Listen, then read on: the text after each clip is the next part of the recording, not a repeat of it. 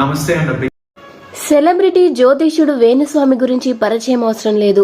సెలబ్రిటీల జాతకాలపై మరియు వారి వ్యక్తిగత జీవితాలపై వేణుస్వామి జ్యోతిష్యం చెబుతూ సంచలన వ్యాఖ్యలు చేస్తుంటారు. ఇప్పటి వరకు వేణుస్వామి చాలా మంది సెలబ్రిటీలపై చెప్పిన జ్యోతిష్యాలు నిజమైనట్లు ప్రచారం ఉంది. వేణుస్వామి చేసే వ్యాఖ్యలు సోషల్ మీడియాలో తరచుగా వైరల్ అవుతూనే ఉంటాయి. కొన్నిసార్లు వేణుస్వామి చెప్పే జాతకాలు బెడిసి కొట్టడం కూడా చూస్తూనే ఉంటాం.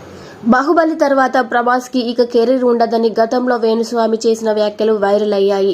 అయితే సలార్ బ్లాక్ బస్టర్ హిట్ కావడంతో ప్రభాస్ ఫ్యాన్స్ వేణుస్వామిని ట్రోల్ చేశారు.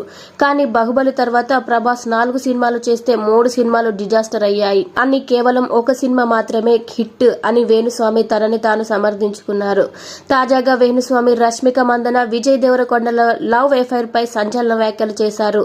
ఓ ఇంటర్వ్యూలో యాంకర్ విజయ్ రష్మిక రిలేషన్షిప్ గురించి ప్రశ్నించగా వేణుస్వామి అది అందరికీ తెలిసిందే కదా అని అన్నారు. రష్మిక, విజయ్ దేవరకొండ ఇద్దరు పెళ్లి చేసుకుంటారు అని ఆయన అన్నారు, కానీ విడిపోతారు అంటూ సంచలన కామెంట్స్ చేశారు.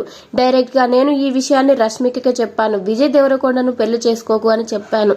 ఆ విషయంలో నాకు రష్మికకి గొడవలు కూడా జరిగాయి, విభేదాలు వచ్చాయి. అప్పటి వరకు నా క్లయింట్ గా ఉన్న రష్మిక ఆ గొడవతో దూరంగా ఉండిపోయింది. అయినా నాకేం ఇబ్బంది లేదు అని వేణుస్వామి తెలిపారు.